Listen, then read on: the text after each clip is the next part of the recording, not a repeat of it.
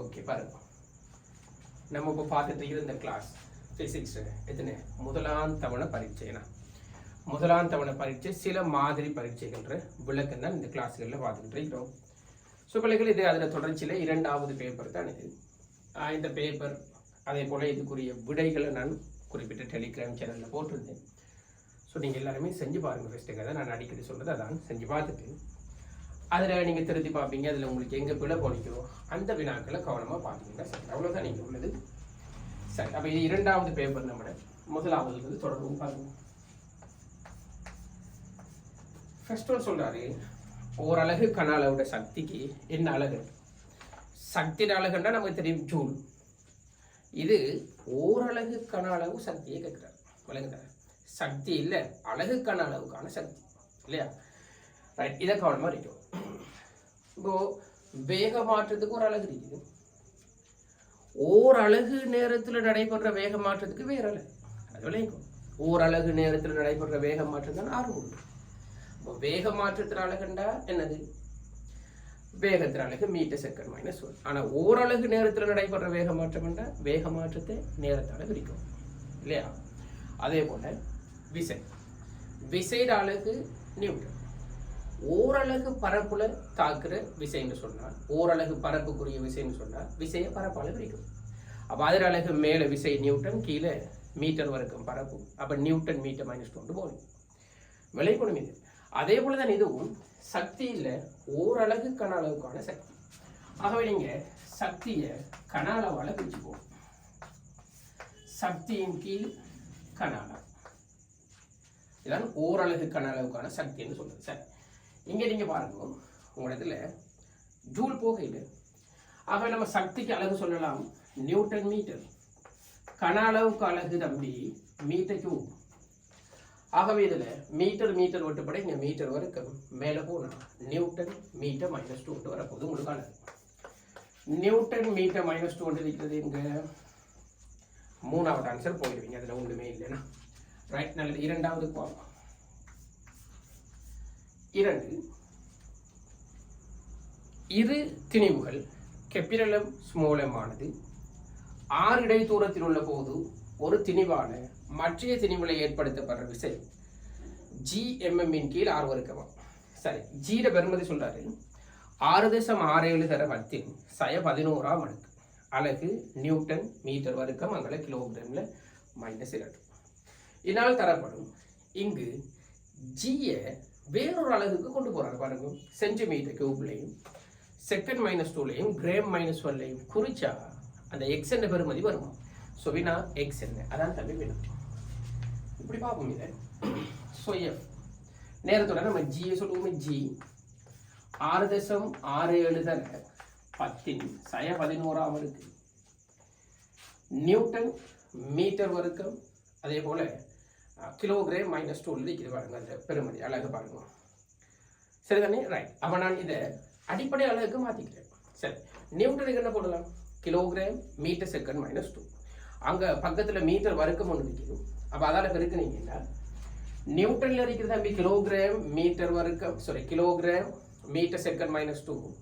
அங்கால உங்களுக்கு இருக்குது மீட்டர் வர்க்கமும், அங்கால உங்களுக்கு இருக்குது என்னது கிலோகிராமில் -2. சரி, அப்போ இதை பெருக்கினீங்கன்னா உங்களுக்கு அடிப்படை அளவில் எப்படி வரும்? எஸ்ஐ பாருங்க, எழுதி காட்டு. மீட்டர் கியூப் வரும். நியூட்டனில் இருக்கிற கிலோகிராம் மீட்டர், அந்த மீட்டரும் வெளியில் இருக்கிற மீட்டர் வர்க்கமும் சேர்ந்து வரும். அதே போல செகண்ட் -2 நியூட்டனில் இருக்கிற கிலோகிராமும் வெளியில் இருக்கிற கிலோகிராம் -2 பெருக்கப்பட்டு கிலோகிராம் -1 வரும். இது எஸ்ஐ அலகுல குறிச்சா வரும் அடிப்படை. இது ஆனால் உங்களுக்கு இதை சென்டிமீட்டர் கியூப்லையும் செகண்ட் -2 அப்படியே தான் இருக்குது. இது கிராம் -1லையும் குறிச்சா இப்போ இது என்ன பெருமதி வரும் வேணாம். அப்போ இதை போடுவோம். இதில் ஒரு விஷயம் இல்லை பாருங்க.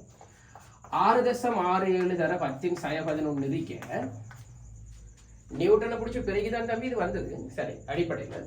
சரி, இப்போ பாருங்க, ஒரு மீட்டர் கியூப் அங்கே சென்டிமீட்டர் கியூப் இருக்குது. அப்போ அதில் போடுங்க 1 மீட்டர் கியூப் எவ்வளோ நம்ம தெரியும். 1 மீட்டர் கியூப்னு சொல்றது 16ஆம் அடுக்கு சென்டிமீட்டர் கியூப்ல வரும். சரி, ஆகவே இதுக்கு போடுவோம் இன்டூ 16 சென்டிமீட்டர் கியூப். இதான் 1 மீட்டர் கியூப் சென்டிமீட்டர் கியூப்ல குறிச்சா வரும். சரி, செகண்ட் -2 அப்படியே தான் இருக்குது. இவரை பார்ப்போம். நமக்கு தெரியும் இப்போ கிலோகிராமை கிராமுக்கு போட போகிறோம். இது தம்பி கிலோகிராமில் இருந்திருந்தா நீங்கள் 10⁻³ அடுக்கு கிராம் வந்து போடுவீங்க. ஏன்னா 1 கிலோகிராம்ண்டா கிலோ 10⁻³ தானே, 10⁻³ அடுக்கு கிராம் வந்து போட்டுடலாம். ஆனால் இது என்னத்தில் இருக்குது -1. அப்போ நீங்கள் மைனஸ் அளவு இருக்கும். அப்போ சொல்லுங்க 10⁻³ மைனஸ் அளவு இருக்கிறது 10⁻³ அப்போ இது 10⁻³ கிராம் -1 வரும். இது -1 இருக்குது. அவ்வளோதான் இங்கே உள்ள விஷயம். சரி, இப்போ பிரதிடுவோம். 6.67 இருக்க இதை பாருங்க 10 வழுக்களை பாருங்க. இது -11 6ஐயும் -3ஐயும் பெருக்கல நீங்க கூட்டுவீங்க. இது அப்ப அது -3 வரும். -11 -3 சேர்ந்தா -8 வரும். 10⁻8 அவர் சொன்னாலே தெரியுது centimetre cube second -2 into gram -1 அவர் சொன்னால. ஆகவே இதான் அவர் சொன்ன எக்ஸ் என்ற பெருமதி. பெருமதி 6.67 தர 10⁻8 எங்க இருக்குன்னு பார்த்த ஆன்சர் அப்படி இருக்கிறது. முதலாவது இருக்குது இந்த வினாக்கு முதலாவது இருக்கு. சரி, மூணாவதுக்கு வரும். நான் மூணாவது இங்கே எழுதலாம் பாருங்க. தேர்ட் ஒன்று பாருங்க. மூணாவதுல விசைக்கும் அடர்த்திக்குமான தொடர்பு விசை F அடர்த்தி D இருக்குது. இப்படி ஒரு தொடர்பு தந்துட்டு சொல்றாரு ஏபிசி எல்லாம் மாறிக்கலாம். அதுல ஏக்கு என்ன பரிமாணம் இருக்கிறார் தொடர்பு பார்க்கலாம். F என்று சொல்றது மேலே A கீழே 2B சக வர்க்கமூலம் D வெளியில +3C என்று இதான் மூணாவது வினாவில் எஃப்க்கான தொடர்பு. ரைட், இதன் படிப்பை பாருங்க. இங்க நமக்கு இது விசை, இது அடர்த்தி. ஸோ ஏ என்ன அதான் கேள்வி. ஏ என்ன இப்படி பார்ப்போம். இதில் இங்கே பாருங்க, இந்த வினாவை செய்யறதுக்கு இந்த கீழே இந்த அடிக்கிறதுல பரிமாணம் என்ன வர்க்கமூலம் D பரிமாணம் தான் வரும். ஏன்னா வர்க்கமூலம் Dயோட 2B கூட்டுறோம். அவை ரெண்டும் ஒரே பரிமாணமாக தான் தெரியும். அப்போ தான் நம்ம அதை ரெண்டையும் கூட்டலாம். சரி, அதே போல் அவரை விடுங்க. அங்கால ஏயின் கீழ் இந்த கீழே இந்த அடிக்கிறது இந்த நான் காட்டுறேன்னு பாருங்க. இவர மொத்த பரிமாணமும் எஃப்ர பரிமாணமும் சமணத்தான் இருக்கும். ஏன்னா இதெல்லாம் உறுப்புகள். எஃப் ஒரு உறுப்பு, இந்த நான் பிரேக்கெட் பண்ணிக்கிறது ஒரு உறுப்பு, 3C ஒரு உறுப்பு. ஒவ்வொரு உறுப்புடையும் பரிமாணம் சமணம் இருக்கு. சரி, அதன்படி இப்போ இவர பரிமாணம் சொல்லலாம். அடர்த்திக்கு என்ன பரிமாணம் ml-3 திணிவின் கீழ் கன அளவு தானே. ஆனால் அதுக்கு என்ன இருக்குது வர்க்கமூலம் இருக்குது. வர்க்கமூலம் அரையாம இருக்கு. அவ பாருங்க எம்முக்கு என்ன இது முழுக்க எல்லாத்திலையும் பரிமாணம் வர்க்கமூலம் D பரிமாணம் தான் சொன்னேன். ரைட், எம்முக்கு அரையாம இருக்குது. அப்ப இது m அரை. சரி, இங்க L-3 அவருக்கும் அரையாம இருக்கு. அப்ப L -3/2 -3 அரையாள இருக்கலாம். இப்ப பாருங்க, உங்களுக்கு ஏ பரிமாணம் தேவையென்றா எஃப்ர பரிமாணத்தை பிடிச்சி வரால பெருக்கிறவங்க தம்பி உங்களுக்கு ஆன்சர். எஃப்ர பரிமாணம் m என்னது LT-2 இது விசேட பரிமாணம். சரி, இப்போ பெருக்கும் போது பாருங்க இந்த வினாவை எப்படி செய்யலாம். முதலாவது m அரையும் இங்க m 1 இருக்குது. கீழே உள்ளதை பெருக்கணும். எஃபோட பெருக்கினா தான் ஏ பரிமாணம் கிடைக்கும். இந்த எஃப்ர பரிமாணம்னு சொல்றது ஏ பரிமாணத்தின் கீழ் இந்த பரிமாணம். ஸோ ஏ தேவையில்லை, இதை பிடிச்சி பெருக்கும். அப்ப m ஓராம் அடுக்கும் m அரையாம் அடுக்கும் பெருக்கப்பட்ட m 3/2 அடுக்கு வரும்.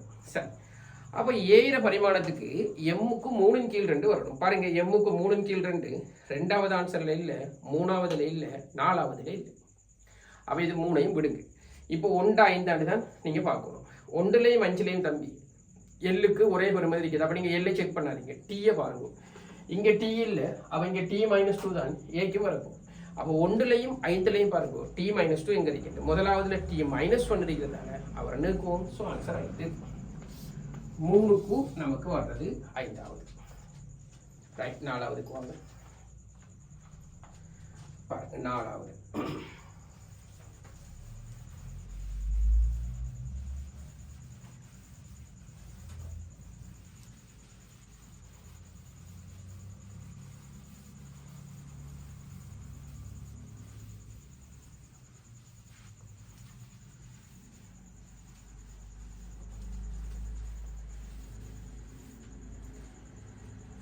சரி, 4வது பாருங்க. செவ்வகத்தட்டுட நீள அகலம் அதே போல நீளமும் அகலமும் தர்றாரு 5.8 3.5. இதை மீட்டர் கோளால தான் அளந்திருக்கிறார். ஸோ இதை பரப்ப அளவுறதுல ஏற்படுற உயர் வலு வீதம் என்று கேட்கிறார். 4வது வினா. ஸோ பரப்பளவுக்கு சமன்பாடு நீளம் தர அகலம். ரைட், உங்களுக்கு நீளம் எல்லும் அகலம் பி எடுத்த இருக்கும். நீளம் இன்ட்டு அகலம். இப்போ நம்ம உயர் சதவீதங்களுக்கு போக போகிறோம். ஸோ பாருங்க, டெல்டா ஏயின் கீழ் ஏ இன்ட்டு 100. டெல்டா ஏயின் கீழ் ஏண்டா பரப்பளவில் உள்ள பின்னவன், பரப்பளவு அளவீட்டில் உள்ள பின்னவன், அது 100 இருக்குன்னா சதவீத வலு வரும். சமனாதிக்கும் இவர்களுக்கு போதும் டெல்டா எல்லின் கீழ் எல் இன்ட்டு 100 சக டெல்டா பியின் கீழ் பி இன்ட்டு 100 நீங்கள் வெளியே எழுதலாம். சரி, இதான் நம்மளோட வினா. பரப்பு அளவீட்டில் இருக்கிற உயர் சதவீத வலு. இதுக்கு வாங்கணும். இது என்னன்னா, நம்ம நீளம் அளவீட்டுக்கு பயன்படுத்தின கருவிட எல்சி தான் டெல்டா எல். இங்கே ரெண்டுக்குமே நம்ம ஒரே கருவி யூஸ் பண்ணுறோம். அது யாரு? மீட்டர் கோல். எனவே இங்கே நம்ம போட போகிறது மீட்டர் கோல்ற எல்சி. மீட்டர் கோல் தம்பி 1 சென்டிமீட்டர் எல்சி. அவர் அளவீட்டிலே பாருங்க, ஒரு தசமதானத்தில் சென்டிமீட்டர் இருக்கு, அதான் அவர எல்சி. ஆகவே இங்கே 1 கீழ் எவ்வளவு நீளம் அளந்தான்னு சொல்லுங்க. இல்லைண்டா நீளத்தில் உள்ள வாசிப்பு, நீள அளவீட்டுக்குரிய வாசிப்பு. நீளம் அளந்திருக்கிறாரு 5.8. நான் இந்த 100 வெளியிடுவோம். சக அகலம், நீளத்துக்கும் அகலத்துக்கும் மீட்டர் கோல் தான் பயன்படுத்தினார். அப்போ அதில் எல்சி தான் போடுவோம்.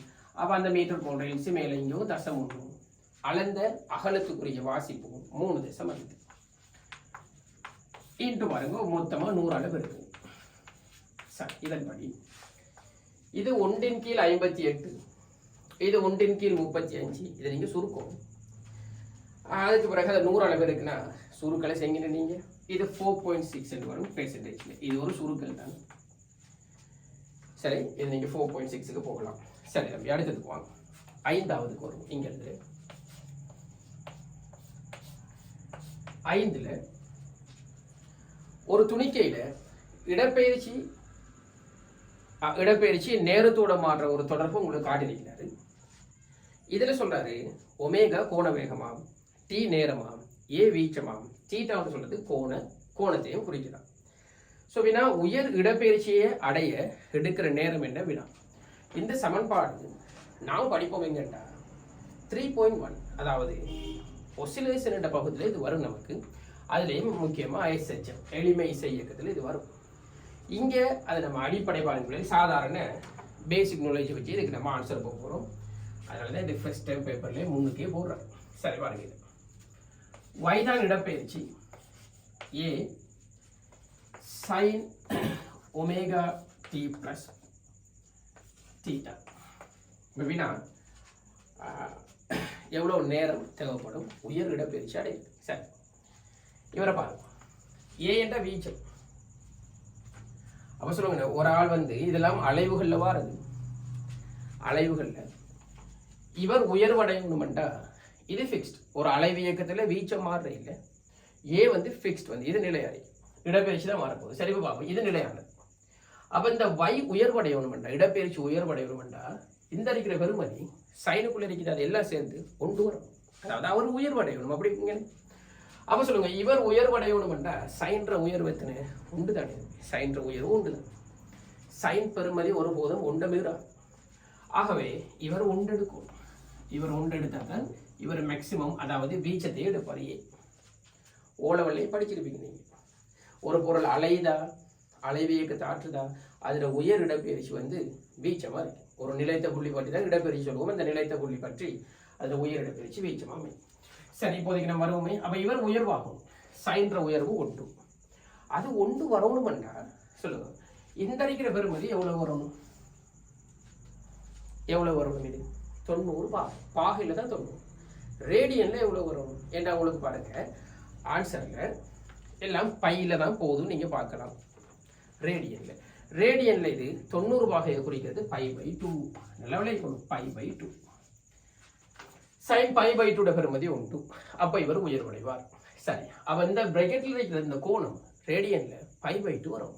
அப்ப இவர் π/2 வர மாதிரி அங்க டி எங்க தந்திருக்கிறான்னு வரும். அங்க டி. உதாரணத்துக்கு சொல்றேன். முதலாவதின் படி இந்த அறிக்கத்தை பாருங்க. ஒமேகா டி பிளஸ் தீட்டான பெருமதி நமக்கு π/2 வரும். சரி, முதலாவது சொல்றாரு நேரம் 2π இன் கீழ் ஒமேகாவா மைனஸ் தீட்டா. அப்போ பாருங்க இவருக்கு பிரதியிடுறேன், இதுக்கு 2π இன் கீழ் ஒமேகா மைனஸ் தீட்டாவும் பாருங்க வெளியில பிளஸ் அங்க தீட்டா இருக்கு.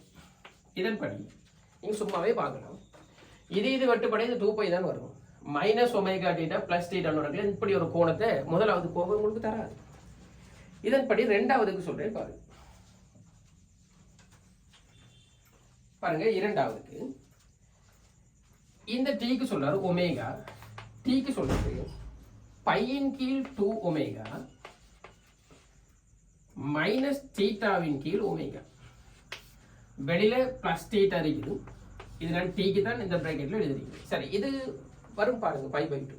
ஏனென்றா ஒமேகாவில் அடைப்பு இருக்குங்க, ஒமேகா ஒமேகா வெட்டுப்படி இது π/2, ஒமேகா ஒமேகா வெட்டுப்படி இது மைனஸ் தீட்டா. அப்போ minus theta plus theta cancel ஆகும், அது வராது. அப்போ உங்களுக்கு பேலன்ஸ் அமைஞ்சிருது π/2. நம்ம சொன்னோமே இந்த அடிக்கிற பெருமதி π/2 வரக்குள்ள தான் இவர் ஒன்றடைவார், இவர் உயர்வு வீச்சத்தை அடைவார்.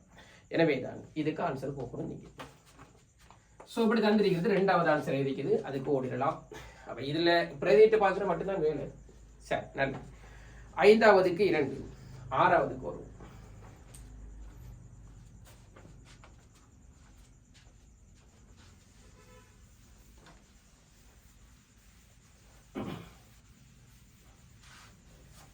என்னோட தான் இந்த ஐந்தாவது செய்யக்குள்ள நீங்க இப்படி யோசிக்கலாம், இந்த இருக்கிற உறுப்புல தீட்டா எல்லாம் போகும், இங்க ஒமேகா இருக்குது. அப்ப இது தீட்டாவின் கீழ் ஒமேகா வந்தாகும். அப்பதான் ஒமேகா ஒமேகா விட்டு போட மைனஸ் தீட்டா பிளஸ் தீட்டா, அதே போல இது மைனஸும் வரும். அடுத்தது இது π/2 வரணும்டா. அப்ப கட்டாயம் நம்ம பிரதியிடக்குள்ள இதுக்கு பைக்கு கீழே தான் 2 வர மாதிரி ஒரு உறுப்புக்கு போகணும். அப்ப எப்படியோ பாகுகளே விளங்கிடும், முதலாவது வராது. அப்ப உடனடியே ரெண்டாவது கூட உங்களுக்கு ஆன்சர் வந்துடலாம். சரி, 6க்கு வாங்க. மணிக்கூடு ஒன்றுட நிமிட கம்பிர நீளம் 4.5 சென்டிமீட்டர். நேரம் 6 மணிலிருந்து 6:15 வரை நிமிட கம்பிர நுனி இயங்கிய சராசரி இடப்பெயர்ச்சி என்று கேட்கிறார். 6வது 6லிருந்து 6:15 நிமிட கம்பியை தான் பக்கது இங்க பாருங்க. அப்ப சரியா 6 மணிக்கு இருக்கும் போதும் நிமிட கம்பி எங்க இருக்க போதும் மடிச்சு எழுத்தை காட்டுறது 6க்கு நேரம் இருக்கும், நிமிடத்தை காட்டுறது 12க்கு நேரம் இருக்கும். அப்பதான் அது சரி 6 மணி பாருங்க 12க்கு நேரம் இருக்கும். திரும்ப 6:15க்கு வரக்குள்ள மணிச்சு எழுத்துக்குரிய ஊசி 6லிருந்து சற்று விலகி இருக்கும், ஆனா நிமிடத்துக்குரியது சரியா 15க்கு வந்துருக்கும். அப்ப நம்ம நிமிட கம்பியை சொன்னால் இப்படி வரைகிறேன்னு பாருங்க. இது மையமண்டா இங்க இருந்து இங்க அசைஞ்சு வந்திருப்பாரு. இதான் இங்க 12 இருக்கும், இது இங்க எத்தனை இருக்க போகுது பாருங்க 15 இருக்கும். இப்படி இருக்க போகுது பாருங்க. 15 நம்ம எப்படி சொல்லுவோமே அங்க குறிக்கிற மாதிரி நம்மளோட குளோக்குள்ள இது 3 இருக்கு. 12 1 2 3 4 5 6 அப்படி சொல்றது நம்ம காமணிச்சு எழுத்து இங்க 3க்கு நேரம் இருக்கு. சரி, இப்படித்தானே குறிக்கிறது நம்ம. ரைட், பாருங்க. அப்ப இவரு 6 மணிக்கு இங்க இருக்கும் நிமிட ஊசி, 12 மணி இந்த 6:15 வரக்குள்ள நிமிட ஊசி சரியா 3க்கு நேரம் வந்துருக்கு. அப்ப நிமிட ஊசி சுழன்ற கோணம் தம்பி இதன் போதும் 90 பாகை. சரி, இந்த நிமிட ஊசியில நீளம் சொன்னார் உங்களுக்கு எத்தனை 4.5 சென்டிமீட்டர். சரி, இது தரம். இப்போ வினாக்கு 6வது. ஸோ இந்த நேர இடைவெளியில நிமிட கம்பிர நுனி இயங்கிய சராசரி இடப்பெயர்ச்சி. இதான் நிமிட கம்பிர நுனி இந்த இங்கிருந்து இங்க வந்துருக்கு. இடப்பெயர்ச்சி தான் கேட்கிறாரு. அப்ப இடப்பெயர்ச்சினா இந்த இது ஆரம்ப புள்ளி, இந்த இது இறுதி புள்ளி, இரண்டுக்கும் இடைப்பட்ட அதிக ஒரு இன்ச்சு நீளம். அப்ப இந்த நான் வரைஞ்சிருக்கிறது இவர் தான் அதை அடைஞ்சு இடப்பெயர்ச்சி என்ற நுனியை தான் சொல்றாரு. நிமிட ஊசிற நுனி இங்கிருந்து இங்க வரக்குள்ள அடைந்து இடப்பெயர்ச்சி. இது சாதாரண பைத்தகரஸ் தேற்றம். நமக்கு தெரியும் இது எக்ஸ், இது எக்ஸ் என்ற செம்பக்கம் எவ்வளவு வர்க்க மூலம் 2x. அப்ப இது 4.5 4.5 இது எத்தனை 4.5 √2 அளவிற்கு விட்டா சரி. அப்ப இவர் அடைஞ்சு இடப்பெயர்ச்சி 4.5 √2 இது சென்டிமீட்டர்ல இருக்கு. ஸோ இதான் இடப்பெயர்ச்சி. சரி, 4.5 √2 சென்டிமீட்டர் சொல்றது 3வது ஆன்சர். 7வது பாருங்க. மேலுள்ள வினாவுல நிமிட கம்பிர நுனிட சராசரி வேகம் அதை பருமன்ல உன்னோட கேட்குற சராசரி வேகம். ஆன்சரை பாருங்க சென்டிமீட்டர்/செகண்ட்ல இருக்குது. √2 பெருமதியும் உங்களுக்கு தந்திருக்கிறார். சராசரி வேகத்தை கேட்கிறார். 7வது இங்கே எழுதுன்னு பாருங்க. அப்போ இவருக்கு எவரேஜ் ஸ்பீடை கேட்குறாரு, வெலோசிட்டியை கேட்குறாரு. ஸோ சராசரி வேகம் விலையுள் இடப்பெயர்ச்சியை நேரத்தால் பிரிக்கிறது சராசரி வேகமாக இருக்கு. அப்போ அவர் இங்கிருந்து இங்கே வரக்குள்ள இது அடைந்த இடப்பெயர்ச்சி சொன்னோம் 4.5 வர்க்க மூலம் 2 சென்டிமீட்டர்லேயே போடுங்க. உங்களோட ஆன்சர் சென்டிமீட்டர் பெர் செகண்ட்ல தான் இருக்குது. கீழே இங்கிருந்து இங்கே வரக்குள்ள எவ்வளோ நேரம்?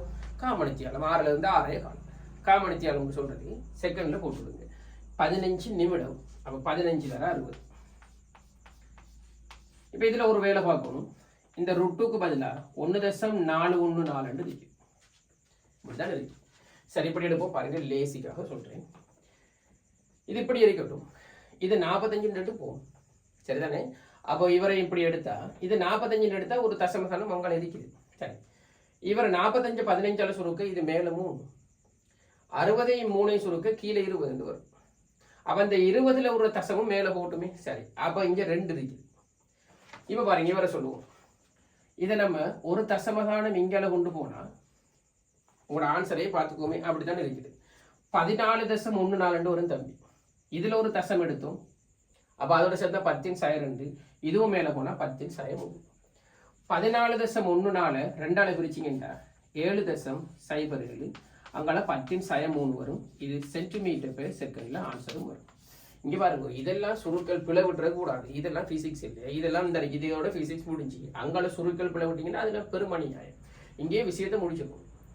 சராசரி வேகமா விளைவுகளோட பயிற்சியை நேரத்தால பிரிங்க. அங்கால சுருக்கள் பிழை விட்டு அதெல்லாம் மடத்தனமான வேலை பிடிக்கும். அப்ப அங்கனே பிசிக்ஸ் முடிஞ்சு வேலையை பார்க்க வேண்டியதான். சரி, அப்ப இப்படி இருக்கிற ஆன்சர் எதுன்னு பாருங்க. 10/3 இருக்குது. உங்களோட ஆன்சர் முதலாவது. 7க்கு 1 8 பாருங்க. 8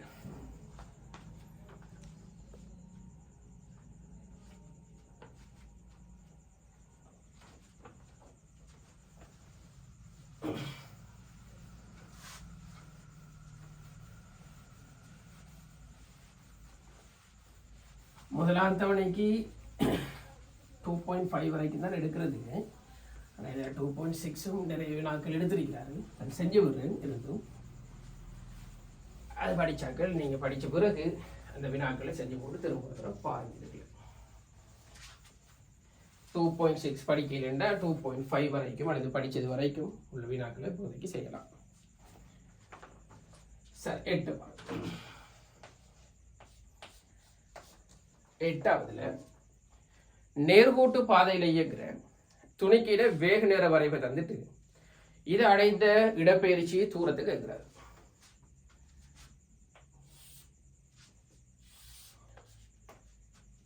நேரம் செகண்ட்ல, வேகம் மீட்டர் பெர் செகண்ட்.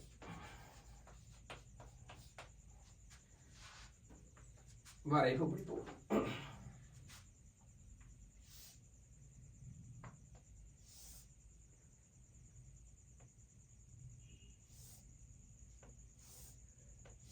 சரி, இப்படி போயிருக்கிற வரைவு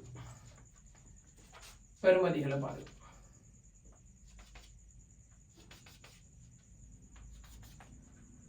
இது 40, இது 20, இது -40. பார்ப்போம். இதுல தூரங்கள் இது 4, இது 6, இது 8, இது 10. ஃபர்ஸ்ட்டுக்கு இடப்பெயர்ச்சினா வேக நேர வரைபட பரப்பு தம்பி நமக்கு இடப்பெயர்ச்சி தான். அப்போ விளைவில் இடப்பெயர்ச்சின்னா நம்ம பலித பரப்பை பார்ப்போம். பலித பரப்பு ப்ளஸையும் மைனஸையும் சேர்த்து பலிதத்தை பார்ப்போம். ஸோ இதில் ஒரு வேலை செஞ்சிடலாம். இந்த இருக்கிற பகுதி பாருங்க, இந்த நிலத்தின் இந்த பகுதியும் இந்த பகுதியும் ஒரே பருமனையுடைய பரப்புகள். ஏன்னா இங்கே பாருங்க, இதில் அடி 2 உயரம் 40, அடி 2 6, இது 8 தானே. அடி 2 உயரம் 40. அப்போ இந்த 2 முக்கோணம், இது ப்ளஸ்ல அடிக்க பரப்பு, இது மைனஸ்ல இருக்குது பரப்பு. ஆனால் 2 பரமன்ல சமன். ஸோ தேரியதா அது ஒரு பரப்பை தராது. சேர்த்து முடிப்போம். அப்போ அது இல்லை. அடுத்து இந்த முக்கோணிட பரப்பும் இந்த செவ்வகத்திர பரப்பு தான் இப்போ நம்ம பார்க்க போகிறது. தேரிய பரப்பு கதைக்கும் போது பழிது. இந்த முக்கோணிட பரப்பு எத்தனை? இது 4, அப்போ 2 40 அளவு இருக்குன்னா இது 80 இல்லையா? அப்போ இது 80. இவர் எவ்வளவு செவ்வகம் நீளம் தர அகலம் 20 தர 2 அது 40. அப்போ இவர பரப்பு 80, இவர பரப்பு 40 சொல்லணும் 40. அப்போ சொல்லுங்க விளைவில் இடப்பெயர்ச்சி எவ்வளோ? 2 ப்ளஸ்ல தான் இருக்குது, இவரும் ப்ளஸ் இவரும் ப்ளஸ், இவங்க 2 பேரும் வீடு செய்யப்பட்டு எல்லாம் போகுது. அப்போ 80 40 120 தம்பி தேறிய இடப்பெயர்ச்சி. அப்போ சொல்லுங்க 120 இருக்கிறது எங்கே? 1 இருக்குது 4 இருக்குது. இப்போ நீங்கள் தூரத்துக்கு செஞ்சு பார்க்கக்கூடாது, அதெல்லாம் இல்லை. இப்போ பாருங்க முதலாவதுல இப்போ 1 4 தானே வரப்போகுது, அதில் தான் இடப்பெயர்ச்சி 120 இருக்குது, ஃபர்ஸ்ட்டுக்குள்ளது இடப்பெயர்ச்சி. அடுத்தது பாருங்க முதலாவதுலேயும் 4வதுலேயும் தூரத்தை பார்த்தீங்கன்னா முதலாவது ஆன்சர்ல தூரம் 120 இருக்கு. அப்போ நீங்கள் அங்கனே சொல்லிடலாம் முதலாவது வராது. என்ன காரணம்? ஏன்னா தூரம் கொண்டு வரக்குள்ள இவங்க 2 பேரோடையும் சேர்ந்து 80 40 இவங்க 2 பேரையும் கூட்டும். இந்த தூரத்துக்கு நம்ம தெரியும் அவர் இயங்குன பாதையில முழு நீளம் தான், மற்றபடி நம்ம எதை பார்க்க மாட்டோம், இந்த பிளஸ் மைனஸ் கதையெல்லாம் அங்கே இல்லை. அப்போ இந்த பரப்பையும் இந்த பரப்பையும் சேர்க்கணும் 120, இவர் 2 பேரும் 120, அதோட இதை கூட்டணும். ஆகவே தூரம் 120 விட பெருசாக தான் வரப்போகுது, இவங்க 2 பேரையும் கூட்டக்கூடிய. எனவே தூரம் 120 அமையாது, எனவே ஆன்சர் ஒன்று வராது. ஆகவே நீங்கள் சொல்லலாம் ஆன்சர் 4. இப்படி முடிச்சு வந்தீங்கன்னா சரி. தூரத்தை கணிச்சுக்கிட்டு இருக்கிறீங்க. 9வது கோடி வரும்.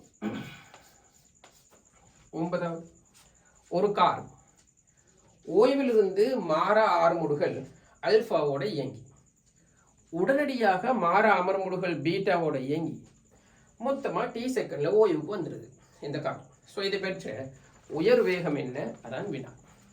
இது பெற்ற உயர் வேகம் மொத்த நேரம் தந்திருக்கிறார். அப்போ தம்பி இது 2 இயக்கம் வேணா. ஃபர்ஸ்ட்டுக்கு என்ன?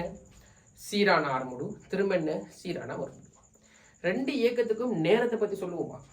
2 இயக்கத்துக்கும் நீங்கள் என்ன இல்லாத சமன்பாடு போகலாம் பாருங்க. அதாவது நம்ம சொல்லுவோம், இதில் நமக்கு தந்திருக்கிற தரவின்படி ஆர்முடுகள் தந்திருக்கிறார். பார்த்தீங்களா? ஆர்முடுகள் தந்திருக்கிறாரு, அல்பா அமர்முடுகள் தந்திருக்கிறார், அப்படித்தானே? அமர்முடுகள். அவன் சொல்லுங்க இதில் என்னது? இடப்பெயர்ச்சி இல்லாததுக்கு வரலாம், இடப்பெயர்ச்சி இல்லாத சமன்பாடு. ஆக விளங்குதா? வேக மாற்றம் என்று சொல்றது ஆர்முடுகள் இன்டு பரம் இந்த நேரம், அல்லது ஆர்முடுகள்னா வேக மாற்றத்தின் கீழ் நேரம். இதன்படி பாருங்க, முதலாவது 0லிருந்து ஆர்முடிக்கு ஒரு வேகத்தை பெறார், அந்த வேகம் தான் v இல்லையா? அப்ப அந்த வேகம் தான் உயர் வேகம். ஆர்முடிக்கு முடிவடைவுக்குள் எடுக்கிறது தான் உயர் வேகம். அதுக்கு பிறகு அமர்முடிக்கு ஓய்வுக்கு தான் வராது. அமர்முடுகுனா வேகம் குறையத்தான் போகும். அப்ப ஆர்முடுகள் என்ற இயக்கத்துல இறுதி கணம் தான் அவரோட உயர் வேகம் இருந்திருக்கு. ஸோ அந்த வேகம் v என்று எடுப்போம். அவ சொல்லுங்க ஆர்முடுகள் எவ்வளவு? வேக மாற்றத்தின் கீழ் நேரம், அல்லது நேரம் என்றால் வேக மாற்றத்தை ஆர்முடுகளால பிரிக்கணும். இது சாதாரணமா சொல்ல தெரியும், இவ்வளவோ வினாக்கள் செஞ்சுட்டு வந்து நீங்க. அப்ப ஆர்முடுகிற காலத்தை நான் சொன்னா வேக மாற்றத்தை ஆர்முடுகளால பிரிச்சா சரி, வேக மாற்றம் v தான் வரும். என்ற அதான் உயர் வேகம். ஆர்முடுகி முடியக்குள்ள இருந்த வேகம் v, ஆரம்ப வேகம் 0. அப்ப வேக மாற்றம் v தான். அவரோட ஆர்முடுகளால பிரிச்சு விடுங்க, அல்பாவால நேரம் கிடைக்கும். அப்ப ஆர்முடுகளுக்கான நேரம் தம்பி v ன் கீழ் அல்பா என்று சொல்லலாம். திரும்ப சொல்லுங்க, அமர்முடுகளுக்கான நேரமும் அதான் சமன்பாடு. சரி, இப்போ v சமன் அல்லது நம்ம இப்படி போட்டா வேக மாற்றம் ஏன்னா அவரை அந்த அமர்முடுகள் அல்லது ஆர்முடுகள் பருமனால பிரிங்க. என்னப்ப நமக்கு தேவை நேரமே உண்டு. அப்ப அங்கும் பாருங்க, அமர்முடுகள் ஆரம்ப வேகம் v, அந்த உயர் வேகத்துல இருந்து தான் அமர்முடுகள், அப்படி இறுதி வேகம் 0க்கு போகிறோம். அப்போ வேக மாற்றத்துல பருமனே உள்ள தம்பி v தானே v. இத அமர்முடுகள் பருமனால பிரிங்க நேரம். திரும்பவும் சொல்றேன், நேரம் என்றா நம்ம பருமன்ல சொல்லக்குள்ள வேக மாற்றத்தின் கீழ் பாருங்க ஆர்முடுகள் சொல்லலாம். அப்ப இதன்படி நம்ம கவனிங்க, வேக மாற்றத்துல பருமன் v-லிருந்து 0 போகுது v, அவரோட பருமன் அளவிங்க பீட்டா, ஆர்முடுகள பருமன் அல்லது அமர்முடுகள் வந்து பீட்டா.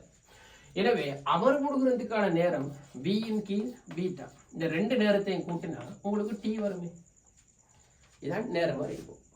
அப்ப இப்ப நம்ம சாதாரணமா சொல்லலாம், இதுல v-யை வெளியிடுங்க, அல்பா பீட்டாவை பொதுவாடுங்க, அப்படியே பெருக்கப்படும். அப்ப அல்பா பீட்டா பொதுவாடுக்குள்ள இங்க அல்பா பிளஸ் பீட்டா வந்து மேல வரும். ஆகவே வேக சமனரைக்கும் t-யை அல்பா பீட்டாவோட பெருக்கிட்டு இங்க இருக்கிற அல்பா பிளஸ் பீட்டா கொண்டு பிரிச்சு விட்டா சரி. இதுக்கெல்லாம் டைம் எடுக்கிறீங்க. எனவே எங்க இருக்குன்னு பாருங்க, t இன்டு அல்பா பீட்டாவின் கீழ் அல்பா பிளஸ் பீட்டா ஒன்று இருக்குது 4. அல்லது நீங்க ஒரு வரைப்பு வரைச்சு போறீங்களா? போகலாம், குழப்பமே இல்லை. சரி, 10வது வரும் ஆங்ஸ்ட்ரோம், அதே போல லைட் இயர்னு சொல்ற ஒளியாண்டு, அங்கல ஃபேமி என்று சொல்றது. இதுகளில் எது நீளத்தை அளக்கிற அளவு? சாதாரணமாக சொல்லலாம் 3 நீளம் தான். இப்போ ஆங்ஸ்ட்ரோம்னு சொல்றது 10 × 10 மீட்டர்னு தெரியும், அது மீட்டரை குறிக்கும். ஒளியாண்டுன்னு சொல்றது, ஆண்டுன்னு சொன்னதுக்கு அது நேரம் இல்லை, ஒரு வருடத்துல ஒளி பயணிக்கிற தூரம், லைட் இயர். தூரம் தானே அது, தூரம் அது ஒரு மீட்டர்ல தான் குறிவிடும். ஆகவே தூரம் நம்ம மீட்டர்ல தான் குறிக்க போகும். அப்போ ஒரு வருடத்துல ஒளி பயணிக்கிற தூரம், டிஸ்டன்ஸ், அது மீட்டர்ல வரும். அப்போ அதுவும் மீட்டர்ல தான் அலகு வரும். அடுத்தது நீளத்தை அளக்கிற பயன்படுத்தப்படுற அலகுன்னு சொல்றாரு. பெரிய தூரங்கள் சொல்லக்குள்ள நம்ம ஸ்பேஸுக்கு பிரபஞ்சம் போன மாட்டோம், விண்வெளின்னு போன மாட்டோம். அங்க பிள்ளைகள் இப்ப நம்ம சொல்லலாம் ஒரு சூரியனுக்கும் அல்லது ஒரு உடுக்கும் அந்த உடுவை சுற்றி வர ஒரு கோளுக்குமான தூரம் சொல்லக்குள்ள லைட் இயர்ல தான் சொல்லுவோம். அல்லது ஒரு கேலக்சியோட விட்டம், உடுத்திரல் ஒன்றோட விட்டம் லைட் இயர்ல சொல்லுவோம்.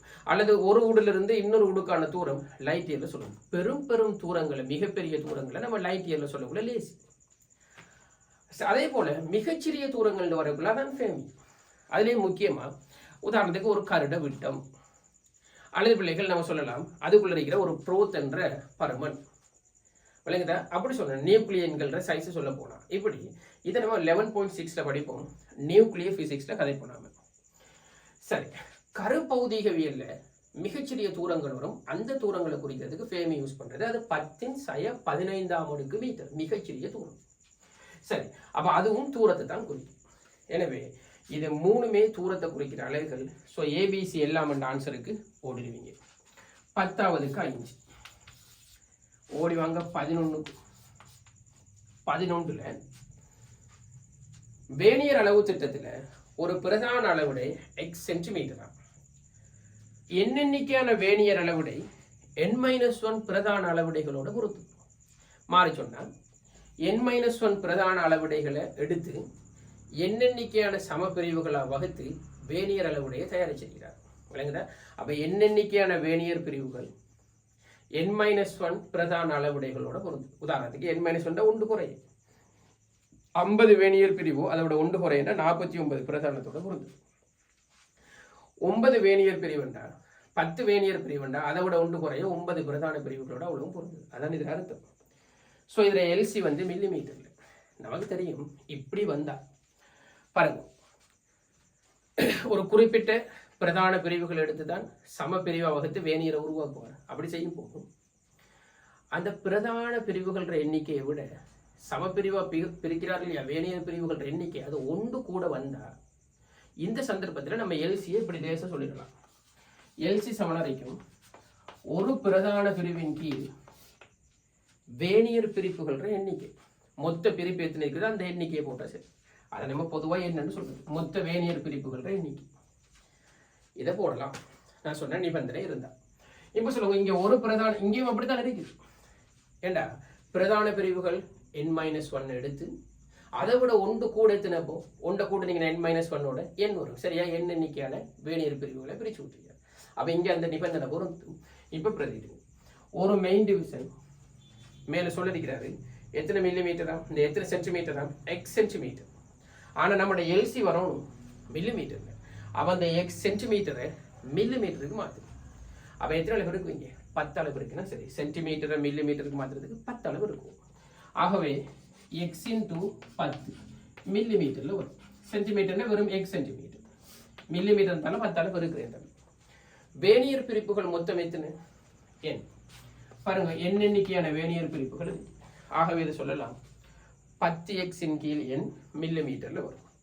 10x கீழ் n இருக்குது 3வது ஆன்சர். சரி, மில்லிமீட்டர்ல. இப்போ 12க்கு வருவோம். 12 ஒரு அளவீட்டு கருவி சம்பந்தப்பட்ட வினா 1.4 புரியுது. இதை பாருங்க.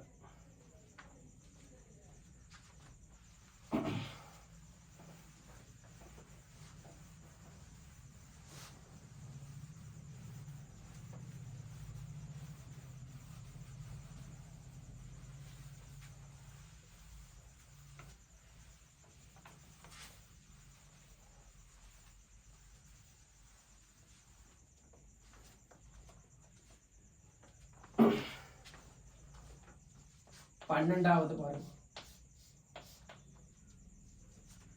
நாணயம் ஒன்றின் தடிப்பை திருகாணி நுண்மானியை கொண்டு அளந்து பெறப்பட்ட உண்மை வாசிப்பு 0.42 மில்லிமீட்டர் ஆகும். கதிர்கோளும் பட்டடையும் பொருந்திருந்த போதும் பிரதான அளவிடையில கிடைக்கோட்டோட அதாவது 50 வட்ட அளவுடைய பிரிவுட 47வது புறந்திருக்கிறார். இது என்ன சொல்லுங்க, பூச்சியவளுக்கான அந்த நிலையில கதிர்கோள் பட்டடையோட போய் தொட்டிருக்குது. சரி, 47வது புறந்திருக்குது. ஸோ நாணயத்திற தடிப்பை அளந்த போது திருகாணி நுண்மானி காட்டிய வாசிப்பு, உண்மையான வாசிப்பு மேல சொல்லிருக்கிறது உங்களுக்கு 0.42. அப்ப இது ஒரு பூச்சிய வலுவுடைய கருவி விளங்கியிருக்கும். கதிர்கோள் போய் பட்டடையோட தொடர்புள்ள பிரதான அளவுடைய கிடைக்கூட்டோட நம்மளோட வட்ட அளவுடைய பூச்சியம் பொருந்திருந்தா தம்பி நமக்கு தெரியும் அதுல பூச்சிய வலு இல்லை. இதன் போது கருவி காட்டுற வாசிப்பு தான் உண்மையான வாசிப்பாகவும் இருக்கு, நம்ம அளவிட போற உண்மையான வாசிப்பாகவும் இருக்கு. ஆனா இங்க அப்படி பொருந்த இல்லை பாருங்க பூச்சியம். ஆகவே இதுல பூச்சிய வலு இருக்கு. அப்போ ஒரு ரீடிங் ஒன்று எடுக்கக்குள்ள நமக்கு உண்மையான வாசிப்பு 0.42. அப்போ அது எவ்வளோ ரீடிங்கை காட்டுதிக்கும், அதுக்கான நிலை எவ்வளவு, அதான் வினா. இப்போ சொல்லுங்க, இவரில் இது என்ன பூச்சிய வலு வரைக்கும், நேர் பூச்சிய வலுவா மறை பூச்சிய வலுவா? மறை பூச்சிய வலு. என்ன காரணம் நினைக்கிறது?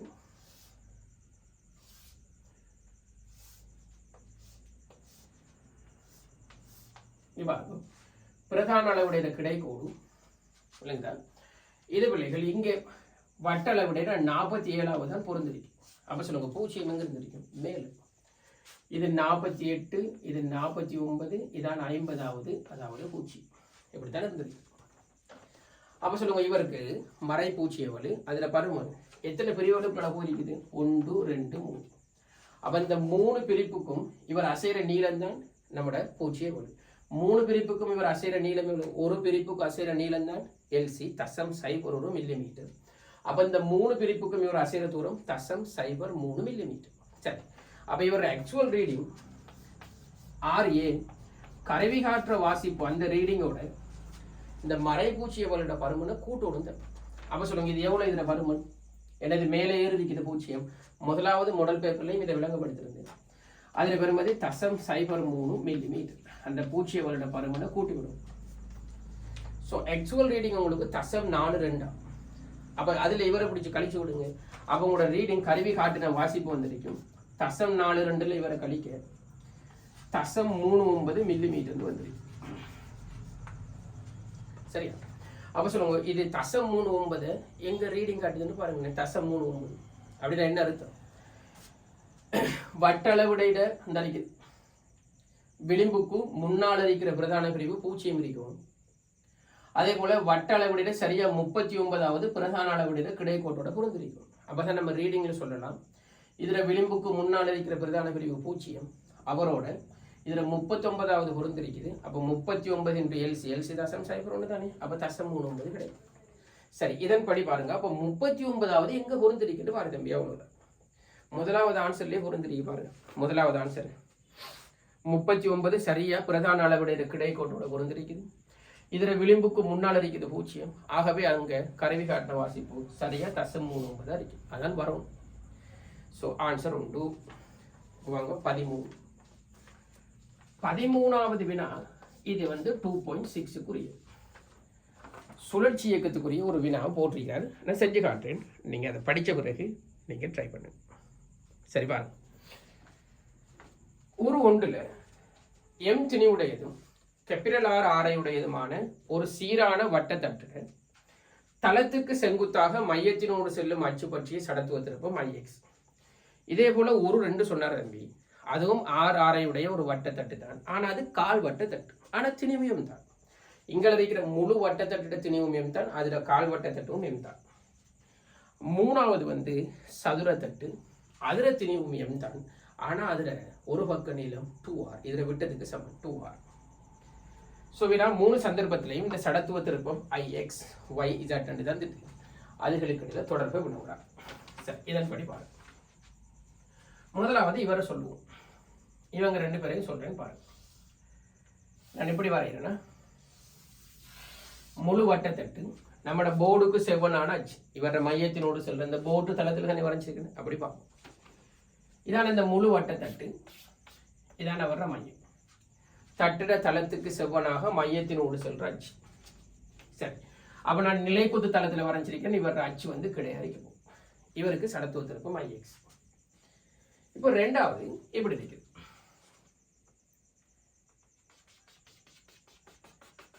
பாருங்க. இதுல இந்த முழு திணிவும் எங்க வந்திருக்கிறேன், இது ஃபுல்லா முழு திணிவு M தான். இந்த முழு திணிவும் இப்படி ஒரு கால்வாசி பகுதிக்குள்ள மட்டும் இருக்கு. இங்க பாருங்க இருக்கு. இப்படி ஒரு கால்வாசி பகுதிக்குள்ள இருக்கு. விளங்குதா? அப்ப இந்த இதுவும் எம் தான், இதுவும் எம் தான். ஸோ இதுக்கும் இந்த அதில் மையத்தினோடு செல்ற தளத்துக்கு செவ்வரான அச்சு பற்றிய சடத்துவ திருப்பம் ஐவையா. ரெண்டு சடத்துவ திருப்பத்தையும் இப்போ நம்ம ஒப்பிட பார்ப்போம். இப்போ பாருங்க, இவர் இந்த அறிக்கிறத நான் 4ஆ பிரிக்கிறேன். இதை 4ஆ பிரிப்போம். 4ஆ பிரிச்சா சொல்லுங்க தம்பி, ஒரு துண்டுட திணிவெத்தனை எம்மின் கீழ் 4, மொத்தம் எம். சரியா நம்ம 4ஆ பிரிச்சிருக்கிறோம். இப்போ 1 எம்மின் கீழ் 4. இப்போ இந்த துண்டுட சடத்துவ திருப்பம் இந்த அறிக்கிற மையம் பற்றி இந்த பாருங்க, ஒரு கால்வட்ட தட்டுட சடத்துவ திருப்பம் ஐ நோட்டண்டா தம்பி. சொல்லுங்க, அதே புள்ளி பற்றி இந்த கால்வட்ட துண்டுக்கும் எவ்வளவு சடத்துவ திருப்பம் ஐ நோட் தானே. ஏன்னா இதான் தூரம், இங்க இருந்து இங்கே அதே திணிவு பரம்பல் தான் இங்கேயும் இருக்கு. விளங்குதா? இது பற்றி இந்த கால்வட்ட துண்டுக்கு நம்ம எப்படி பார்க்குறோமோ அதே போல தானே இது பற்றி இந்த கால்வட்ட துண்டுக்கும் இருக்கு. அப்ப இதுவும் ஐ நோட். இந்த அச்சு பற்றி பாருங்க, இந்த கால்வட்ட துண்டுக்கும் ஐ நோட் தான் அதே திணிவு பரம்பல், இவருக்கும் அதே தான் ஐ நோட். அப்ப நீங்க சொல்லலாம், இது பற்றி கால்வட்ட துண்டுக்கு சடத்துவ திருப்பம் ஐ நோட்டண்டா இந்த முழு வட்டத்தட்டுக்கும் சடத்துவ திருப்பம் எத்தனை ஐ நோட்? 4 ஐ நோட் வரும். அப்ப அந்த ஐஎக்ஸ் என்று சொன்னது 4 ஐ நோட் தான். ஒரு ஐ நோட் சொன்னது ஒரு கால்வட்ட துண்டுக்கும் குறித்த அச்சு பற்றிய சடத்துவ திருப்பம். இப்ப சொல்லுங்க, இதே கதை தானே அங்க இருக்குது. இங்க 4 கால்வட்ட துண்டும் இப்படி பரம்பிரிக்க அங்க அந்த 4 கால்வட்ட துண்டும் ஒன்னா சேர்ந்துருக்குது. ஏன்னா இது m/4 ஒரு துண்டுட 4 துண்டு மாதிரி சேர்ந்ததால மொத்த திணிவு m வந்திருக்குது. இல்லையா? மொத்தமே. அப்ப இதுல 4 கால்வட்ட துண்டும் இப்படி பரம்பிரிக்க இங்க 4ம் ஒன்னா ஒட்டப்பட்டு இருக்குது. அப்படி யோசிக்கணும் சரி. அப்ப இப்போ சொல்லுங்க, இது பற்றி ஒரு கால்வட்ட துண்டு எவ்வளவு திணிவு m/4, இதே சைஸ் தான் அதுவும். அதுல ஐ நோட்டண்டா இப்படி சொல்லுங்க, எத்தனை இருக்குது? 4. அப்ப 4 சேர்ந்தா 4டையும் 4 ஐ நோட் வரும். அந்த 4 துண்டும் இங்க இருந்து இங்கே எங்க பரம்பிருந்தாலும் இந்த மையம் பற்றி ஒரே திணிவு பரம்பல் தான் எல்லாரும். அதே தான் இங்க ஒரே இடத்துல 4 துண்டும் இருக்கு. ஆகவே நம்ம சொல்லலாம், இந்த மையம் பற்றி ஒரு கால்வட்ட துண்டுக்கு ஐ நோட் 4 பேர் இருக்கிறாங்க அதே மாதிரி. அப்ப 4 ஐ நோட் வரும். அப்ப இவங்க 2 பேரையும் சடத்துவத்திற்கும் ஒன்றுதான் மறக்க கூடாது. எனவே சொல்லலாம், ஐஎக்ஸும் ஐவையும் சமன் தான். சரி, இப்போ வருவோம். நம்ம வர போறது இப்போ சதுர தட்டு. சதுர தட்டை பாருங்க, இதே தான். ஆனா அவர பக்க நீளம் 2r. அப்ப பாருங்க, 2r வரைதல். இது மையம் இந்த வரைதல் காணும். இதான் 2r வரும். சரியா? இப்படி வரும் பாருங்க. இதான இந்த சதுர தட்டு. அப்ப அதுக்கு மேலதிகமா வர பரப்பு இங்க பாருங்க, இந்த வட்ட தட்டை விட்டு இங்க பாருங்க, இந்த எக்ஸ்ட்ரா துண்டு இந்த அடிக்கிற துண்டு, இந்த மஞ்சள் அழகு பாருங்க, இந்த அடிக்கிற துண்டு பாருங்க, இந்த துண்டை பாருங்க. அப்ப இந்த துண்டுல எல்லாம் என்ன பரவுது? மேலதிகமா திணிவு பரவுது. வட்டத்தட்டிலையும் எம் தான், சதுர தட்டிலையும் எம் தான். ஸோ ஒரே திணிவு தான் மொத்தம். ஆனா இங்க பார்க்கலாம், இந்த வட்டத்துக்குள்ள மட்டும் அவ்வளவு திணிவும் பரம்புது. ஆனா அங்க அதே அளவு திணிவுல சிலது இங்க பாருங்க, இந்த துண்டை விட்டு வெளியேயும் பரம்புது. மஞ்சள் நிறத்துல காட்டிருக்க வெளியேயும் பரம்புது. இந்த அறிக்கை எடுத்தீங்கன்னா மையத்துல இருந்து வர்க்க மூலம் 2r தூரத்துக்குலாம் வரும். 1.4 மடங்கு தூரத்துக்குலாம் வரும் மாறிடு. ஆனா வட்டத்தட்ட ஆகக்கூடிய தூரம் மையத்துல இருந்து 6 தூரம் தான். ஆனா சதுரத்துக்கு மையத்துல இருந்து இந்த அறிக்கிற உச்சிக்கு பாத்தீங்கன்னா மொத்தம் இது கிட்டத்தட்ட 1.46 வரும். அப்ப அவ்வளவு தூரத்துக்கு பரம்புது. நமக்கு தெரியும், சடத்துவ திருப்பத்துல திணிவு பரம்பல் பெரிதாகினா அச்சுல நம்ம கருதுற அச்சு பற்றி திணிவு கூடின தூரத்துக்கு பரம்பு பண்ணா அங்க சடத்துவ திருப்பம் கூடும். எனவேதான் சதுரத்தை விடவும் வட்டத்தை விடவும் சதுரத்துக்கு என்ன கூட? சடத்துவ திருப்பம் கூட. ஏனென்றா அது அங்க இவரே அதே அளவு திணிவு தான் அங்க இருக்குது. ஆனா அங்க சில திணிவுகள் இங்க உள்ளுக்கு இருந்தாங்கெல்லாம் அங்க வெளியில பரம்புறாங்க பாருங்க. இதை விட்டு வெளியில எல்லாம் அங்க திணிவு பரம்பல் வருது. ஆகவே சடத்துவ திருப்பம் கூடும். எனவே தான் இசட்டுக்கு இவங்க 2 பேரையும் விட பெருசா இருக்கும். இப்படி இருக்கிறது எங்கன்னு பாருங்க. 2வது ஆன்சர் தம்பி. எப்படி இருக்குது? 2. சரி, 13க்கு வருவோம். இதான் 13. 14க்கு வருவோம்.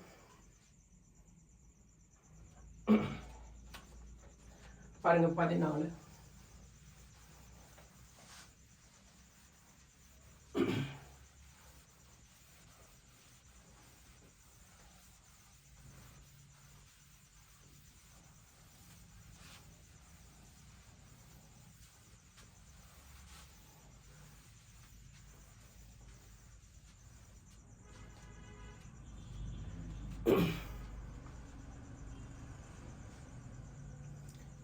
14 தரையில் உள்ள புள்ளி பியிலிருந்து கிடையுடன் 45 பாகை கோணம் அமைக்கும் திசையில v வேகத்தோட எரியப்பட்ட m திணிவுடைய துணிக்கை ஒன்று மீண்டும் தரையை q எனும் புள்ளியில் அடிக்கிறது.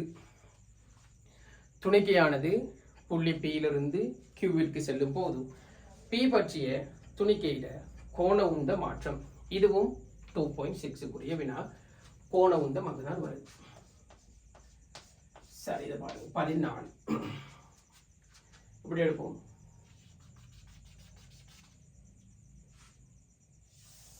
இப்படி இதை அடிக்கிறதா எடுப்போம். இது 45 பாகையில் எரிஞ்சிருக்கும். ஸோ அதே மாதிரி தான் நீளத்தை அடிக்கும். வேகம் எரிஞ்சிருக்கிறாரு பி வேகத்தோட. ஆகவே இங்கவும் அதே கதியோட அடிக்கும் பி கதியோட. இதுவும் 45 பாகையில தான் நீளத்தை அடிக்கும். இதுக்கு சர்வ சமணத்தான் இது விழுமன்றது தெரியும் உங்களுக்கு. இதுல திணிவு எம் என்று சொல்லுகிறார். இப்ப கோண உந்த மாற்றம் என்று கேட்கிறார். இந்த பி என்ற புள்ளி பற்றி தான் வேணும். இதுதான் பி. நிலத்தை அடிக்கிறது கி. கோண உந்தம் மாற்றம் என்றால் இறுதி கோண உந்தத்திலிருந்து ஆரம்ப கோண உந்தத்தை கழிக்கணும். அதை சொல்லி வரேன் பாருங்க. இவருக்கு இப்ப கோண உந்தம் என்றா என்னன்னு சொன்னோம்டா, துணிக்கைகளுக்கு கருதக்குள்ள ஏகபரிமாண உந்தத்துல திருப்பம் நம்ம எந்த புள்ளி பற்றி அல்லது எந்த அச்சு பற்றி கோண உந்தம் கதைக்கிறோமோ அந்த புள்ளி அந்த அச்சிலிருந்து அதுல ஏகபரிமாண உந்தத்துக்கான செங்குத்து தூரம் தான் திருப்பம்னு சொன்னா செங்குத்து தூரம். சரி, எல்லாரும் படிச்சிருப்பீங்க. அப்ப இங்க பாருங்க, ஆரம்பத்துல புள்ளி பி பற்றி இவற்ற கோண உந்தம் 0 இருக்கு. என்ன இருக்குது? ஏகபரிமாண உந்தம் வேகத்தில திசையில் இருக்கும்.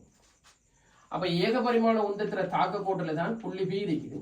அப்ப இந்த புள்ளி பற்றி இதுல ஏகபரிமாண உந்தத்துக்கு செங்குத்து தூரம் இல்லை, திருப்பம் வராது. அப்ப பி பற்றி இவர ஆரம்ப கோண உந்தம் 0. ரைட், இங்க வாங்கும். இவருக்கு இந்த இருக்குது உந்தம். உந்தம் என்றா எம்வி தானே, திணிவின்று வேகம். இவர் ஒரு சாய்வுல இருக்கிறதுல ரெண்டா பிரிப்போம். ஒன்று நிலத்துக்கு செவ்வனா, இன்னொன்று நிலத்துக்கு சமாந்தரமா. இவரை நிலத்துக்கு சமாந்தரமா பிரிச்சு வேலை இல்லை. என்ன காரணம் உண்டா, இந்த எம்வி என்ற உந்தத்துல கிடைக்கூறு அந்த கூறு கிடைக்கூறுட பாருங்க பிள்ளைகள், அந்த கிடைக்கூறுட தாக்க கோட்டுல தான் புள்ளி பி இருக்குது. எனவேதான் புள்ளி பி பற்றி இந்த இறுதி ஏகபரிமாண உந்தத்துல கிடைக்கூறுக்கு செங்குத்து தூரம் வராது. எனவே புள்ளி பி பற்றி ஏகபரிமாண உந்தத்துல கிடைக்கூறுக்கு கோண உந்தம் வராது. ஆகவே நிலை குத்த மட்டும் பாருங்க கதாவுடன். இது எம்வி கொஸ் 45 அல்லது சைன் 45. 45 தானே, பயப்படாம போட வேண்டியதான். அப்ப எம்பியின் கீழ் √2 இது ஏகபரிமாண உந்தம். கொஸ் அல்லது சைன் 45 1/√2. இது ஏகபரிமாண உந்தம். கோண உந்தம் என்றால் ஏகபரிமாண உந்தம் என்றும் அதுல தாக்க கோட்டுக்கான செங்குத்து தூரம். அப்ப செங்குத்து தூரம் என்று சொல்றது இவர கிடைவீச்சு அமைய போது பாருங்க. கிடைவீச்சு இவரால பெருக்கோணம், அப்பதான் கோண உந்தம் கிடைக்கும். இந்த கிடை தூரமும் நீங்க கணிக்கிறது லேஸ். பாருங்க, கிடைவீச்சு எப்படி கண்டுபிடிக்கலாம்? எரியற்கதி v என்றால் b வர்க்கத்தின் கீழ் g into sin 2θ. θ எரியற் கோணம், இது எல்லாருக்கும் தெரிஞ்சது. அது அங்க நிறுவிட்டு இல்லை. பாருங்க, இவர கதி v என்றால் b வர்க்கத்தின் கீழ் g sin 2θ. θ எரியற் கோணம். இங்க பாருங்க, θ 45. அப்போ 2θ 90, sin 2θ போறது. அப்ப sin 90 தம்பி உண்டு. அப்ப இதான் என்னது கிடைவீச்சு v வர்க்கத்தின் கீழ் g. சரி, அப்ப சொல்ல இந்த இருக்கிற ஏகபரிமாண உந்தத்தை இந்த செங்குத்து தூரத்தால பெருக்கினீங்கன்னா கோண உந்தம் கிடைக்கும். இதான் கோண உந்த மாற்றமாகவும் இருக்கும். ஆரம்ப கோண உந்தம் 0. அப்ப இறுதி கோண உந்தம் இது 0 கழிக்க அதான் வரப்போம். அப்ப இவரால் பெருக்கி விடுங்க. மேல எம் வி வர்க்கம் பெருக்கப்பட்ட எம்பி கணம், கீழே வர்க்க மூலம் 2 ஜி என்று வரும். எங்க இருக்குன்னு பாருங்க. எம்பி கணத்தின் கீழ் வர்க்க மூலம் 2 ஜி என்று இருக்கிறது. 3வது 15 கோடி வாங்க. 15 இங்க எழுதுறேன்னு பாருங்க.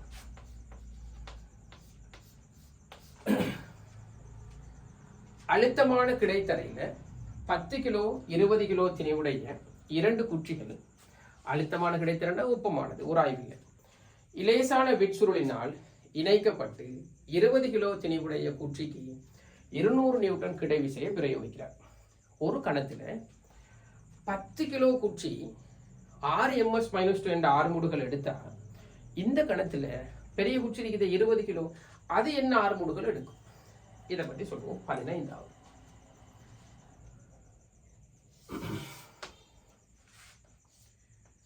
இது 10 கிலோ குச்சி, இது 20 கிலோ குச்சி, இடையில வில் இருக்கு. ரைட், எப்படி இருக்குது வில்? நம்ம ஒரு விசை பிரயோகிச்சோம் இங்க 200 நியூட்டன். அப்ப இதன் போது இதான் இந்த 10 கிலோ குச்சி, மற்றது 20 கிலோ குச்சி. 10 கிலோ குச்சியோட ஆறுமுடுகள் 6 மீட்டர் செகண்ட் -2 இவர எக்ஸலரேஷன் என்ன? இதான் வினா. இதை பாருங்க, இது பாரமற்ற வில் தம்பி, அவரை விளங்கணும். பாரமற்ற வில்லண்டா அவரில் விளைவுள் விசையை நம்ம புறக்கணிக்கலாம். ஆறு முடுகும் போதும் விளைவுள் விசை வராது. என்ன காரணம்? எஃப் சமன் எம்ஏ, எம் இல்லை புறக்கணிக்கத்தக்க திணிவு. அப்ப எம் இல்லைண்டா ஆறு முடுகளால பூச்சியத்தை பெருக்கினாலும் எஃப் பூச்சியம், எஃப் பண்ண விளைவுள் விசை. அப்ப இதான் நம்ம இலைக்கும் சொல்றது. ஒரு இலேசான இலையண்டா அவர் முழு நீளத்திலையும் இழுவையிட பருமன் சமன், அவரில் விளைவுள் விசை இருக்காது. ஆகவேதான் கதை புறக்கணிக்கத்தக்க திணிவுடைய எந்த ஒரு பொருளும் ஆறு முடுகினாலும் அவரில் விளைவுள் விசை இருக்காது. பாருங்க, இந்த வில்லுக்கும் விளைவுள் விசை இல்லை. அப்ப நம்ம கதைப்போம். இந்த வில் இவரில் எவ்வளவு விசையை பிரயோகிக்குதோ அதே அளவு விசையைத்தான் இந்த குச்சிலையும் பிரயோகிக்கும். அப்பதான் அவர் இவருக்கு பிரயோகிக்கிற மருதாக்கமும் இவர் இவருக்கு பிரயோகிக்கிற மருதாக்கமும் பருமண்டல சமன் திசையிலேதல். அப்போ விளைவுள் விசை வராது. அப்படி வராம இருக்கணும்னா இங்கே முனை ரெண்டு முனையிலையும் அது பிரயோகிக்கிற விசை சமனரிக்கும். சரி, இப்ப நம்ம இந்த முனையில இவர் பிரயோகிச்ச விசையை பார்ப்போமா? வில் பிரயோகிச்ச விசை, அந்த விசைதான் இந்த திணிவுக்கு விளைவுள் விசை. விளங்குதா? வில் 10 கிலோல பிரயோகிக்கிற விசை தான் 10 கிலோக்கு விளைவுள் விசை. விளைவுள் விசையை திணிவு ஆறுமுடுகளால பெருக்கினா வரும். அப்ப 10 × 6 இது 60 நியூட்டன். அப்ப வில் இதுல 60 பிரயோகிச்சா இந்த பாரமற்ற வில் இவர்லையும் 60 தான் இந்த கணத்துல பிரயோகிக்கும். அப்ப இவர் தண்ட பக்கம் இழுக்கும் 60ஓடு, இவர்ல இழுக்குதுண்டா அவர்லையும் தண்ட பக்கம் இழுக்கும். அப்ப இது 60ஓடு இழுக்கும்டா இப்ப இவர் ஆறுமுடுகள் விளைவுள் விசையை திணிவால பிரிக்க வரும் இல்லையா? விளைவுள் எவ்வளவு? அங்கால 200, இங்கே 60 இங்கே 140, அது 20ஆல பிரிங்க, திணிவால பிரிச்சு ஆறுமுடு கிடைக்கும். 140 20ஆல பிரிச்சிங்கன்னா 7 வரும்.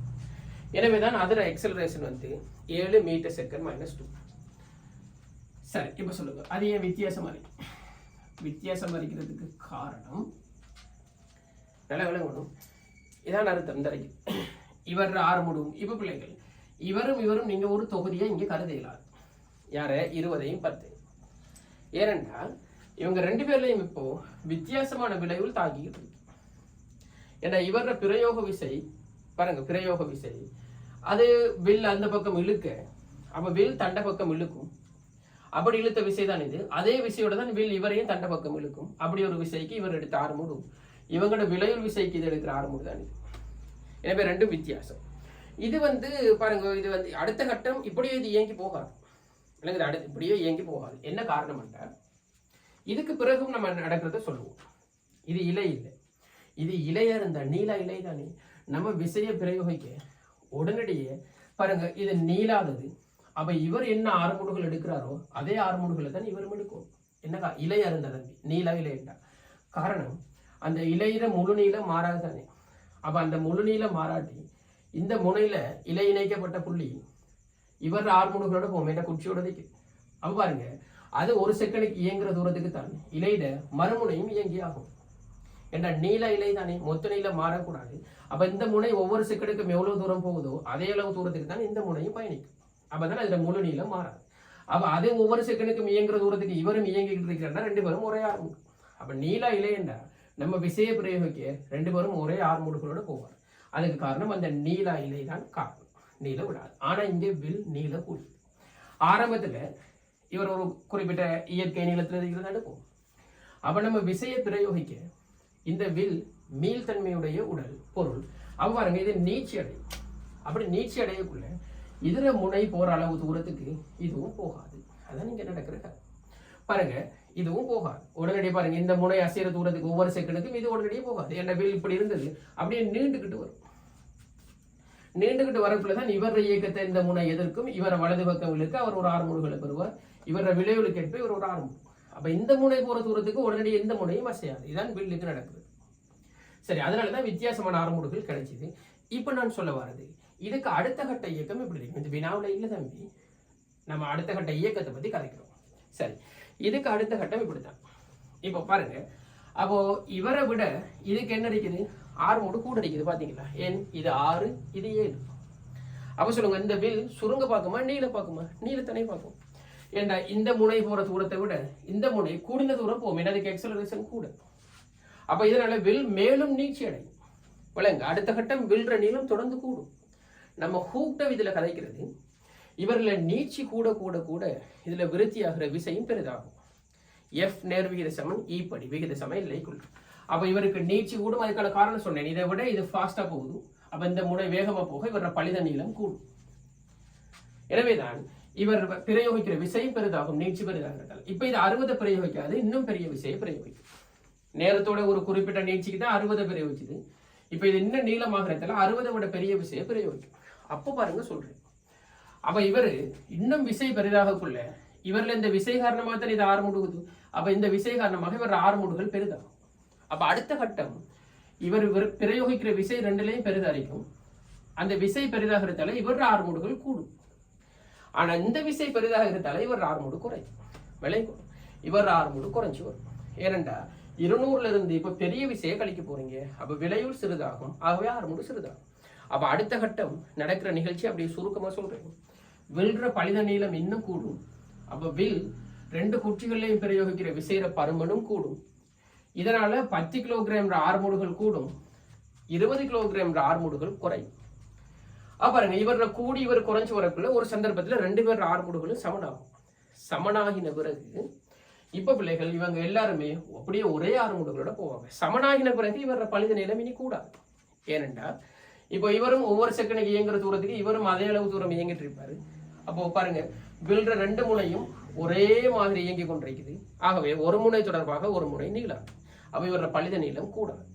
எனவேதான் 2 பேரும் ஒரே 6 முடுகளுக்கு போக இந்த சிஸ்டம் அதுல பாட்டுக்கு இயங்கி கொண்டிருக்கு. அந்த 6 முடு எவ்வளவுன்னு சொல்லுவோமா? இங்க பாருங்க. அப்ப நம்ம தொகுதியா கருதுனோம்டா, அப்ப நான் சொன்னேன் இங்கேயும் இங்கேயும் பிரயோகிக்கிற விஷயம் அப்படி இல்லாம போகுது. தாக்கம் மறுதாக்கம் இல்லாம போகுது. இப்ப தொகுதிக்கு பிரயோகிக்கலாம், வேண்டாம் ஒரே 6 முடுகளோட போகும். தொகுதியில 200 இருக்குது. ஆகவே 6 முடுகள் என்றால் விலையுள் விசையின் கீழ் மொத்த திணிவு தம்பி. விலையுள் விசை 200,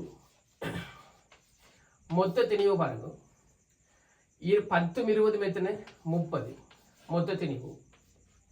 ஆகவே இதுவும் வெட்டுப்பட 20 3 அளவு பிரிச்சிங்கன்னா 6.66 போகும், 6 போகும். இப்படி ஒரு 6 முடுகள் தான் இந்த சிஸ்டம் எடுக்கும். நம்ம சொன்னோம் இது 6 விட கூடி வரும், இது அடுத்த கட்டம் 7 இருந்து குறைஞ்சி இப்படி ஒரு 6 முடுகள் எடுக்கக்குள்ள அப்ப இது அப்படியே பாருங்க 2 பேரும் ஒரே 6 முடுகளோட போவாங்க. வில் அதுக்கு பிறகு நீச்சி அடையாது. இதன் போது பிரயோஜ விசை 60 விட பெருசா தான் இருக்கு. இதான் இதுக்குள்ள இருக்கிற நிகழ்ச்சி. நம்மளோட வினா நேரத்தோட அதை முடிச்சாச்சு. 140 கீழ் 20 7 மீட்டர் செகண்ட் -2. சரி, அப்படி இருக்கிறது முதலாவது. வாங்க 16க்கு.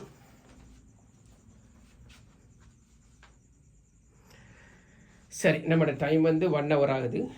நம்ம மிகுதியை அடுத்ததுல தொடருவோம் 16ல இருந்து.